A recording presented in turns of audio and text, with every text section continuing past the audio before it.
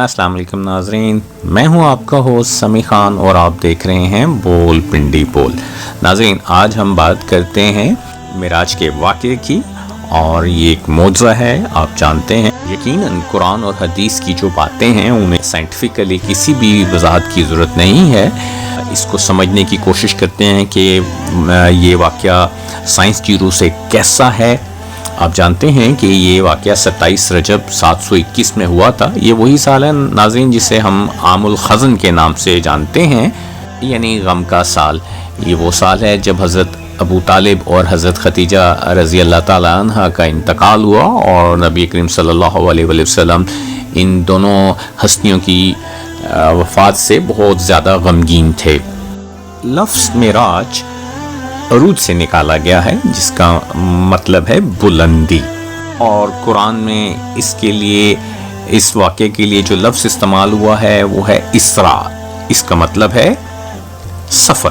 اور سورہ اسراء کی آیت جو ہے جس کا مفہوم کچھ اس طرح ہے کہ تمہارا رب اپنے بندے کو مسجد حرام سے لے گیا مسجد اقصیٰ تک، اور ان میں یہ بھی بات کی اللہ تعالیٰ نے کہ اس سفر کا مقصد یہ تھا کہ اپنے بندے کو کچھ نشانیاں دکھائی جائیں، اور یہ اللہ تعالیٰ ہی ہیں جو سب کچھ جانتے سنتے ہیں۔ اور اگر ہم آئنسٹائن کی تھیوری کی بات کریں جس کے حساب سے وقت جو ہے وہ یونیورسل نہیں، یعنی کائنات کے مختلف حصوں میں وقت مختلف ہو سکتا ہے۔ اس کی اگر میں آپ کو سادہ مثال دوں تو اسے یوں سمجھیے گا کہ دو جڑواں بھائی ہیں، ان میں سے ایک بھائی سفر کر رہا ہے روشنی کی رفتار سے نصف رفتار سے، تو بھی کچھ ٹائم کے بعد یا 5 سال یا 10 سال کے بعد وہ اپنے بھائی سے جو زمین پر ہے اس کی عمر کا آدھا ہوگا۔ یعنی اگر زمین پر موجود اس کا بھائی 10 سال کا ہے تو وہ 5 سال کا ہوگا۔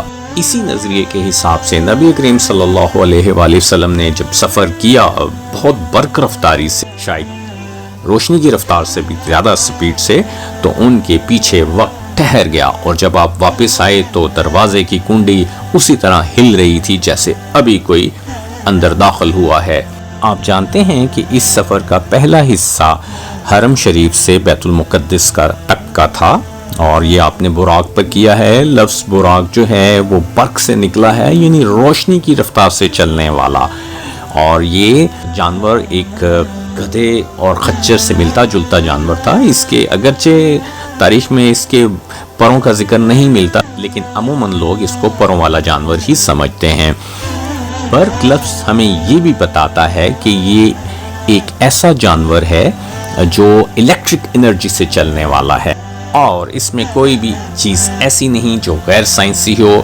آج ہم الیکٹرک سگنل دنیا میں ایک جگہ سے دوسری جگہ بھیج رہے ہیں، اور آنے والے کچھ سالوں میں یقینی طور پر ہم مادے کو بھی اس طرح ایک جگہ سے دوسری جگہ ٹرانسفر کر سکیں گے۔ اس واقعے کی رات نبی کریم صلی اللہ علیہ وآلہ وسلم حتیم کے باہر سو رہے تھے جب حضرت جبرائیل 2 اور فرشتوں کے ساتھ آپ کی خدمت میں حاضر ہوئے۔ آپ صلی اللہ علیہ وسلم کو اس سفر کے لیے تیار کرنے کے لیے ان کے جسم میں کچھ تبدیلیاں لائی گئیں۔ سائنسی طور پر میں یہ بات کر رہا ہوں، بہت ممکن ہے کہ ہمارا جو مادی جسم ہے وہ شاید اس سفر کے لیے نہیں بنا، اس لیے حضرت محمد صلی اللہ علیہ وآلہ وسلم کا ایک آپریشن کیا گیا، اور آپ کی جو گردن مبارک سے لے کر آپ کے پیٹ تک کو چاک کیا گیا، اور پھر آپ کے اعضاء کو آب زمزم سے دھویا گیا اور اس کو صاف کیا گیا۔ تب ایک سونے کی تشتری لائی گئی، اور جس کو ہم ٹرے بولتے ہیں، جس میں سنہرے رنگ کی روشنی تھی۔ یہ کہا جاتا ہے کہ یہ یقین اور دانائی کی روشنی تھی، جس سے آپ کے سینہ مبارک کو بھر دیا گیا، جسم کو واپس بند کر دیا گیا۔